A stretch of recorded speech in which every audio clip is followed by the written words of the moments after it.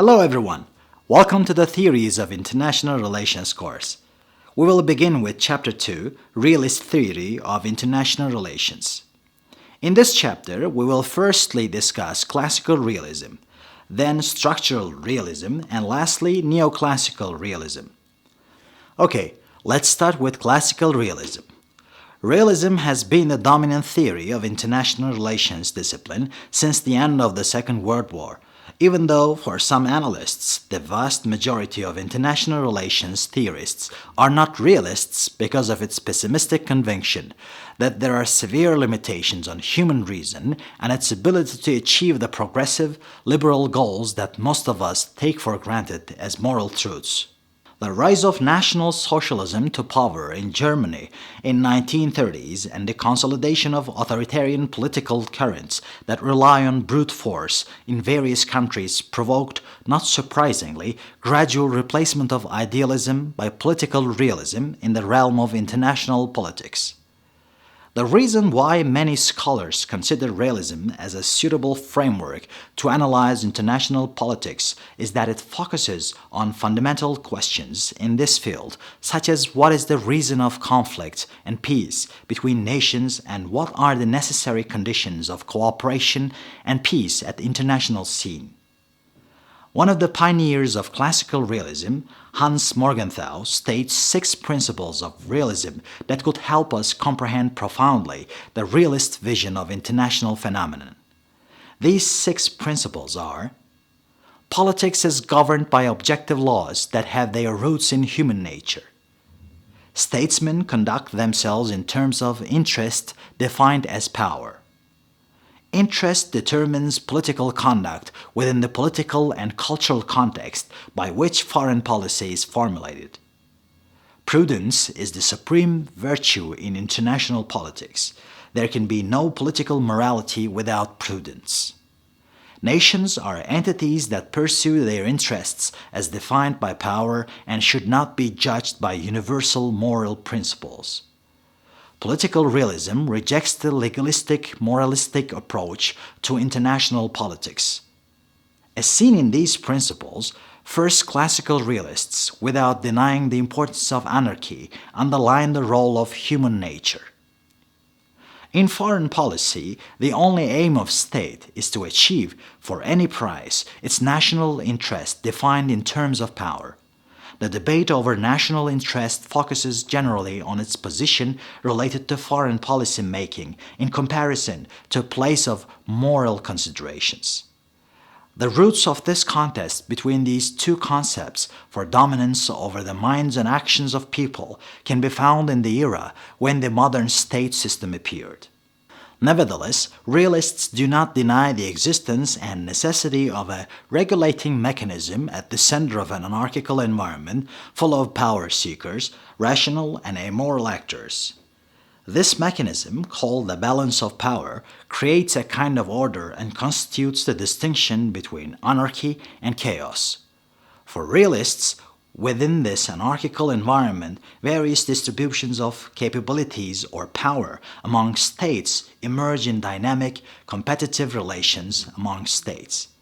Now we can move on to structural realism. There were certain issues that had occurred during the 1960s and boosted critics toward realist theory. Both wars in Algeria and Vietnam constituted main sources of challenge to trigger the discussion related with the legitimate right of sovereign states to use force. In theory of international politics, Kenneth Waltz, by the end of the 1970s, tried to develop a scientific approach to understand and explain the international political system. Waltzian structural realism is not a total refusal of classical realist insights. Rather, certain elements such as the existence of independent sovereign states operating in an international system characterized by anarchy constitutes a point of departure of neo-realist arguments as well. What separates essentially neo-realism from the classical tradition is that it gives no account of human nature and that it disregards the statecraft ethics. In that sense, Waltz's theory focuses first and foremost on the structure of the international system, on international actors in constant interaction, and on the continuities and transformations of the system. Unlike classical realism that puts the emphasis on leaders and their decisions and actions at international level, neorealism's center of attention is the systemic structure that is completely external to the actors, particularly relative distribution of power and capabilities. Our last topic for today is Neoclassical Realism. Neoclassical realism is essentially the only game in town for the current and next generation of realists.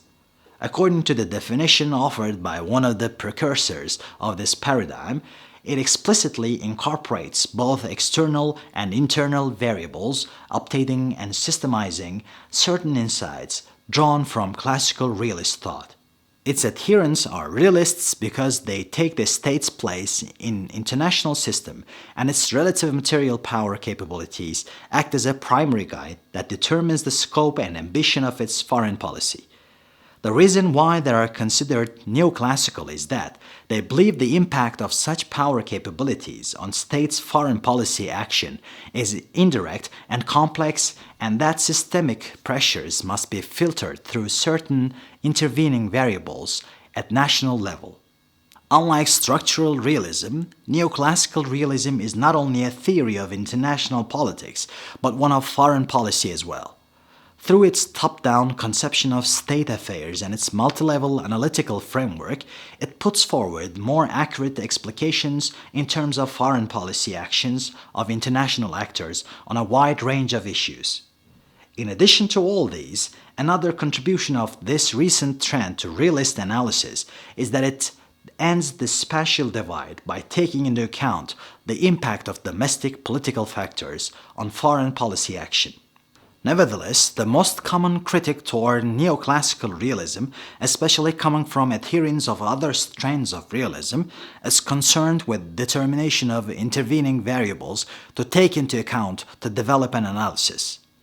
It tends to incorporate domestic variables in an ad hoc manner, and its proponents have yet to identify when these variables will exert greater or lesser influence.